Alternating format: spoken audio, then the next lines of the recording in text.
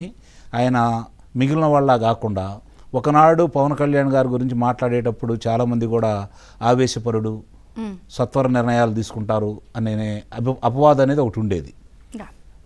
ఈరోజు చూసుకుంటా ఉంటే ఎంత పరిణితి చెందిన రాజకీయ నాయకుడిగా ఇంత త్వరగా తయారయ్యాడనేది కొంచెం ఆశ్చర్యకరంగా ఉంది.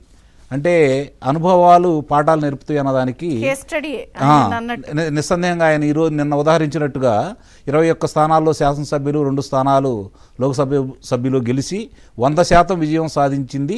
ఈరోజు ప్రత్యేకంగా భారతదేశ వ్యాప్తంగా ఒక చర్చనీయాంశం అయింది అనేది మాత్రం వాస్తవం. ఆ విషయంలో మరి వాళ్ళు చూపినటువంటి సహనం, ఓర్పు, మరి వాళ్ళు నిబద్ధత అనేది చాలా స్పష్టంగా కనపడతా ఉంది. ఈరోజు కూటమి అనేది ఈ స్థాయిలో ఉండడానికి కారణం వాళ్ళ యొక్క నిర్ణయాలు, చంద్రబాబు నాయుడు గారి అనుభవం, పవన్ కళ్యాణ్ గారి యొక్క నిబద్ధత తోడైని దానికి శ్రేణులు కూడా ఈరోజు చాలా సంతోషిస్తున్నారు. ఇక మీరన్నట్టు అసలు ఈ దోపిడీల గురించి కనుక మనం ఒకసారి తీసుకుంటా ఉంటే భూమి ఆకాశాలే కాదండి, పంచభూతాలను కూడా ఒక రకంగా ప్రజల యొక్క విలువల్ని, ప్రజాస్వామ్యాన్ని చెరపట్టారండి ఈ కీచకులు. అందుట్లో ఎలాంటి సందేహం కూడా ఏం లేదు. ఈరోజు మీరు ఉదాహరించిన ఈ గనులకు సంబంధించి ఎవరి చేతిలో ఉన్నాయి? నిన్నటిదాకా పెద్దిరెడ్డి రామచంద్రారెడ్డి గారి చేతిలో ఉన్నాయి. 2 శాఖలు ఎప్పుడైనా ఇంతవరకు ఆంధ్ర రాష్ట్రం ఏర్పడిన తర్వాత ఒక వ్యక్తి చేతిలో ఉన్నాయని చెప్పండి. తొలిసారిగా ఆయన కట్టబెట్టాడు. కట్టబెట్టిన తర్వాత ఈరోజు ఆయన పరిస్థితి ఏంటి? సొంత నియోజకవర్గాలకు వెళ్ళలేని పరిస్థితి. అంటే ఎంత దోపిడీ జరిగింది.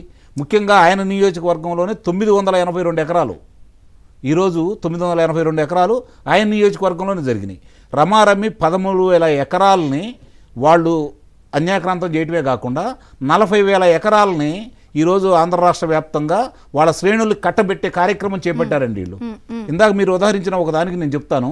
గ్రామ స్థాయిలో జరిగిన ఇళ్ల స్థలాల పట్టాలు ఉన్నాయి కదా, తక్కువ రేటుకి వాళ్ళు వాళ్ళ శ్రేణులు కొనుక్కొని 3 రెట్లు అధికంగా వాళ్ళకి చెల్లించి ఆ శ్రేణులకు ఇచ్చేసి దాంట్లో వీళ్ళ వాటాలు వీళ్ళు తీసుకున్నారండి. ఒక గుంటూరు జిల్లాలో ప్రస్తుతం మాజీ అయిన మంత్రి గారి యొక్క ఆధ్వర్యంలో కనీసం ఒక 10 గ్రామాల్లో ఇచ్చినటువంటి ఇళ్ల స్థలాలకు సంబంధించి 90% ఆయన బెనామీ పేర్ల మీద ఉన్నాయండి ఈరోజు. ఇవన్నీ కూడా వరుసనే బయటకు తీస్తారు, అందుట్లో అనుమానమే లేదు. ఎందుకంటే చూడండి, మీరు 4వ తారీఖు నాడు ఫలితాలు వచ్చినాయి, 12వ తారీఖు నాడు ప్రమాణ స్వీకారం చేశారు. చంద్రబాబు నాయుడు గారు 20 రోజుల తర్వాత వెళ్ళారు కేంద్రం దగ్గరికి.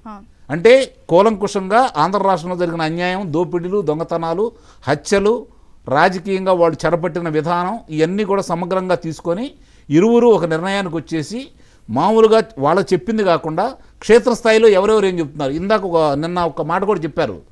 ఎవరైతే ఎక్కడైతే భూ ఆక్రమణకు గురైందో వాళ్ళు వివరాలతో సహా కనుక నాకు పొందుపరిస్తే, నాకు ప్రభుత్వానికి కనుక మీరు తెలియజేస్తే ముందుగా వాటిని స్వాధీనం చేసుకొని ఎవరైతే బాధితులు ఉన్నారో వాళ్ళకి అప్పచెప్పేసి ప్రభుత్వం యొక్క భూములు ఎవరైతే అన్యాక్రాంతమైనయో వాటిని కూడా ప్రభుత్వ పరం చేస్తాము, ఎక్కడ వీలైతే అక్కడ అంత చేస్తామని చెప్పి స్పష్టంగా చెబుతూ ఉన్నారు.